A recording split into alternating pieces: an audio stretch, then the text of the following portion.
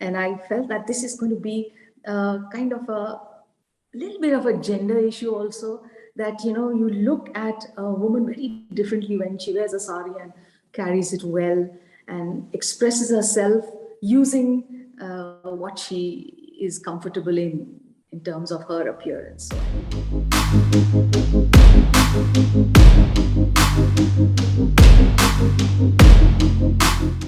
Hello, everyone. Welcome to FS Changemakers. It's been a while that we did our last Changemakers conversation. But today we have an amazing guest joining us, and we thought that it makes sense to do a video conversation and put it in front of you. So we have Sangeeta Chima joining us. She is an academic and a school leader who's now been working in this field for the more than last 20 years. She's currently the headmistress at Amity School, Dubai. She's been the leader of multiple schools during her career. One of them is Lawrence School, Lovedale, where she was the first female headmistress after 19 men predecessors. Uh, so we'll probably get in details of how it has been in her entire journey as an academic, and also get into some of these details of how the COVID pandemic has affected the education field and how that has affected her work. Welcome, Sangeeta. Thanks for taking out the time to join us. Thank you, Adarsh. Thank you so much. To start with, I've shared some details about the career, some of the schools that you've led, but if there is anything else that you would want our audience to know, I think that'll be a good place to start. Well, I think just to keep it very simple, I've been a school teacher all my life. And at some stage, there were these sudden transformations where you got more responsibility.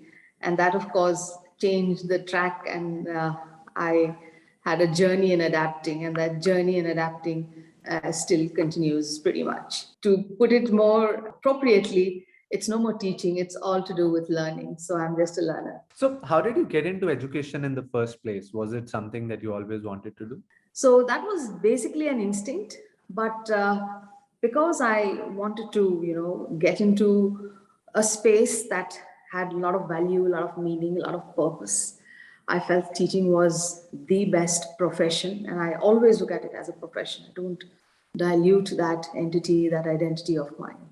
So I just grabbed an opportunity that came by, which came by very early and very soon, but I'm glad it did, because to start early gives you more time to, take on the best in terms of projecting yourself and learning along the course. Having been a school leader for so long, what is the vision that you've tried to set for most of the institutions that you've led? And how has that vision transformed over the last 20 years that you've moved from one institute to the other?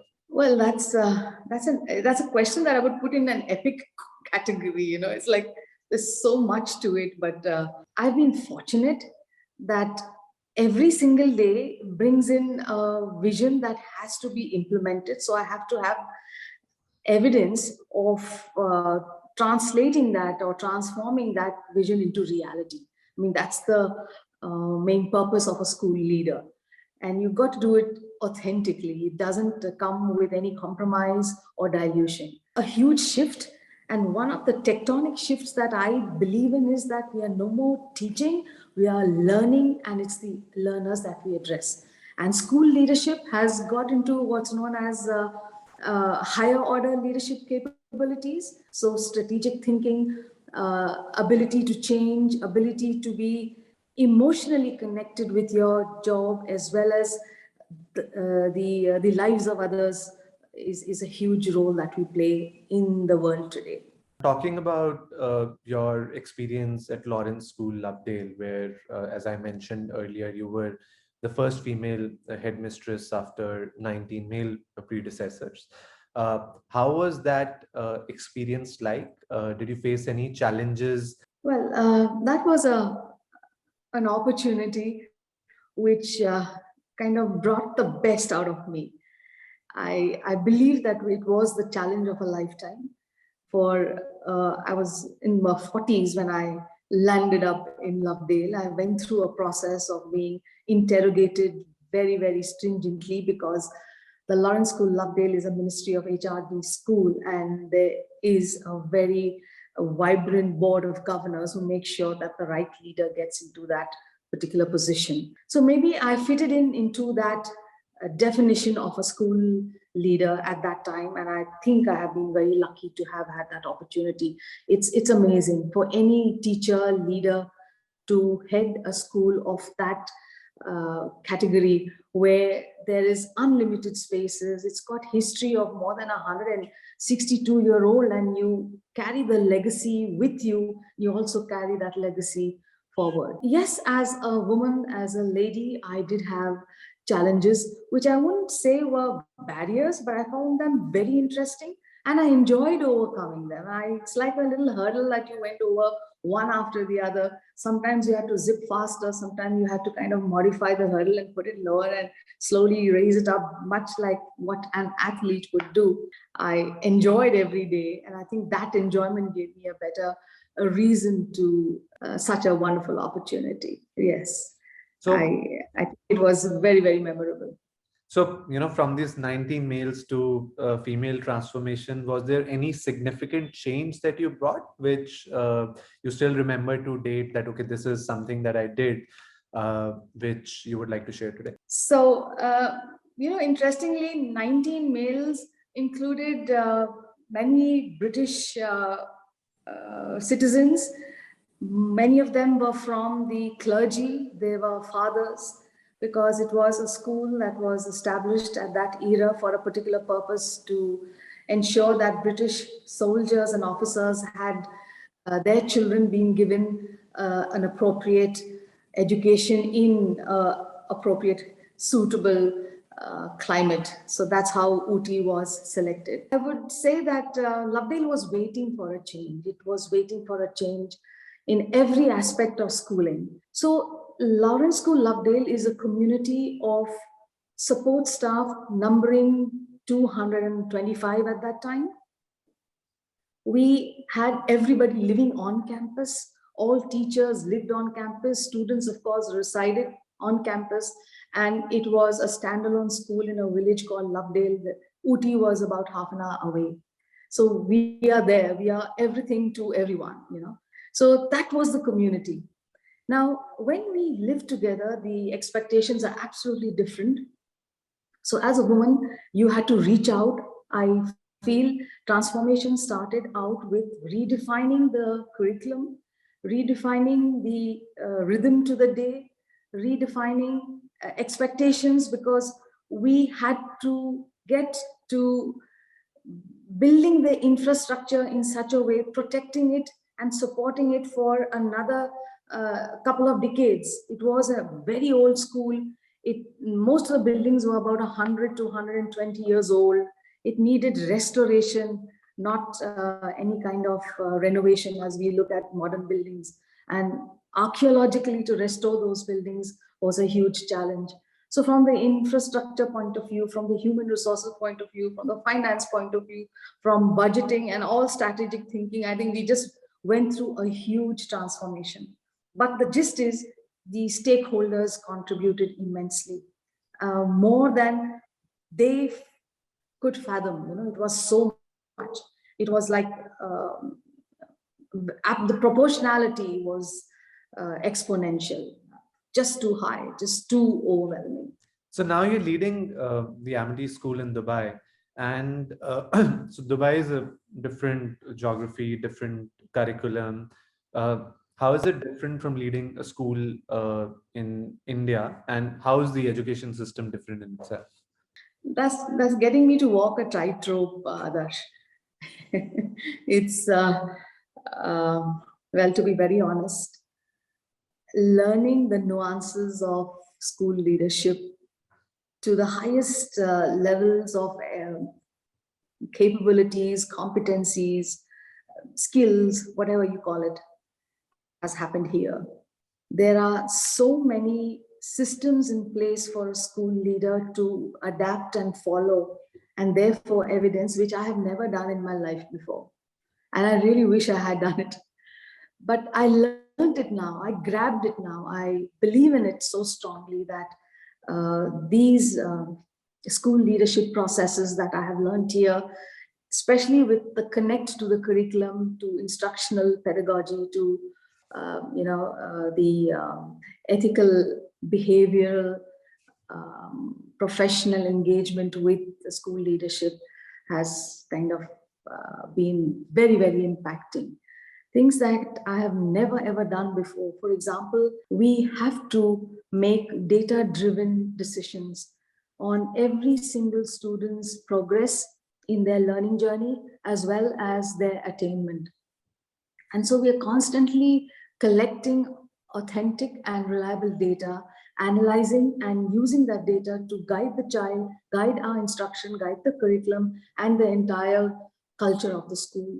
And now it's because of the data that we've collected over the years, over the months, over the weeks, that we've been able to combat very successfully the battle against the coronavirus. So we know what risks to take, because every day we take a risk assessment.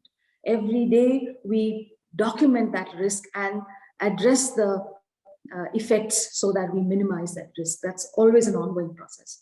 So risk also comes in teaching learning, it comes in any movement, it comes in any visitors. And this time the visitor was an unprecedented virus, which we had all to face in our various situations back in your space and ours. So, glad you brought up coronavirus. So how has it been, what has been the biggest challenge as a leader in managing the school in this period where, a lot of, I'm assuming that even in Dubai, students would have had to move to a studying from home kind of an environment as it happened in India for a long period, and the schools were not open physically. So how is it challenging from an earlier environment where, everyone was used to curriculum and teaching working in a particular way? There's been several challenges, not just one. And all these challenges have been happening at the same time. There's this very famous similarity of creating an aircraft and flying it at the same time. So we would have landed crashingly, but we didn't. So in a situation which is so unprecedented, so unpredictable, I think the resources that we had in hand, the resources that we got acquired through various processes such as training and professional development, etc., and the human connect that we had in terms of relationships, and the harnessing of those relationships to effectively, collaborate with all stakeholders were the key to a little bit of success, I would say. The shift from focusing on curriculum more towards safety, security, and well-being, both of students and teachers, was highest on priority, and there was never, ever a diminishing thought on that particular practice. Once we kept our community safe, the other challenge was to ensure that there is a good amount of happiness and well-being. Mental health is of priority. Now, the most important part was the curriculum. So you cannot look at a curriculum without making sure that the student is engaged, whether at home through distance learning or in the classroom through on-campus learning. So our engagement through the use of digital technology was very successful, because we employed, or rather deployed, it all rapidly. We trained overnight, night after night, week after week, not only the teachers, but also the parents, because say to log on to Seesaw, an app, or Microsoft Teams, for grade 1, 2, 3, 4 kids or the kindergartners, it was their parents who had to, pitch in besides their own work. But I think relationships just grew, and we were able to look at the use of digital technology in an appropriate manner, in an optimal manner. And it is having a huge impact on student learning. They are getting better. They are now engaging more effectively, and they are getting to their grade level knowledge and skills. Moving to a different direction now. So we spoke to some of your ex-students, and one thing that came out was that your use of saris as a mode of power dressing. So something that they said was that every time Sangeeta ma'am walked in wearing her sari, there was just a sense of authority that she had, and we'll be in awe. So as a fashion brand, that is something that is definitely of interest to us on what power dressing means to you. Others, you're a lucky chap sitting in that Gap hoodie and having a chat with me on saris. Yeah. So, what do I say to this? I wouldn't use the word authoritative expression for dressing sense. I would say that there is a bit of an honor to your presence wherever you are at any given time. Even if you're jumping into bed and have a nice, cool, smooth, soft fabric to nurture the sleep and the mind. So I felt that when I was in South India, heading one of the best known schools there, I should be able to drape a sari well. And I changed that drape. It was something very unique, which I discovered on my own because it was a cold place. And Lovedale is cold all through the year, especially August and September. It rains so much, there's mist, So I kind of did a bit of a revision there. And I always wore a coat along with a sari, and I enjoyed it. I felt really good. I felt absolutely comfortable, and I felt that this is going to be kind of a little bit of a gender issue also, that you look at a woman very differently when she wears a sari and carries it well and expresses herself using what she is comfortable in terms of her appearance. So I think I wore a lot of the South Kanjivarams and Mysore silks, and of course some from Benares and other places, but I matched them up with some very smart Western coats. They were all my Western coats and jackets. And I would drape it around the neck so that it would, be a part of the coat as well. So I think for everybody to be well presented and take pride in it is really, really a little bit of a duty, to your own self rather than the people who are looking at you. We're now coming to the end of the conversation, and we typically end all our conversations with a quick rapid fire round that we do. So we'd like to do that with you as well. Would request you to answer the questions without thinking a lot, with the first things that come to your mind. Sure. Sure. You Cool. sound like a quiz master now. So the first question. The only thing is I want to be a crorepati with that quiz of yours. Yeah. So the first one that we have is the 3 Indian women that you look up to. Oh my God. Well, I'm sorry, I have to say it, Mother Teresa, the first one. The poet Sarojini Naidu. She belongs to another time. The third, I'll have to give it a little more thought. Maybe a wonderful lady called, Professor Niharika Vora, who is now in Delhi. She heads the Delhi Entrepreneurial and Skills University. We work together, so I greatly admire her journey in life. The next one is something in line to the entire discussion we had around saris a while back. So 5 wardrobe staples that you need to have at all times. A kind of a range that you can mix and match very quickly. I'll be with what gets into my head with this question, right? A range that you can mix and match. So there's a lot of variety. Fabric that's very comfortable, loose, and attractive at the same time. So it's got to be, rich silk or raw silk or georgette, lovely cotton, jute, fabric that is organic and speaks and also lets you live in it. We always make sure that teachers and educators get into footwear that is very, very comfortable. And how many have I done? Yes, lovely accessories. The best ones I like is earrings and bangles. But my latest fad, I'm not sure where it fits into the wardrobe, is to have a great smartwatch. Oh, I think it's definitely a part of the modern day wardrobe. So, and the last one is any message that you would like to give to the audience who are watching us today. We're living in times where all of us have to be wide-eyed and realistic to what's happening around us, and play our role wherever you are situated or whatever you might be as a, or whoever you might be as a professional. But most importantly, make sure that you have the power of communication.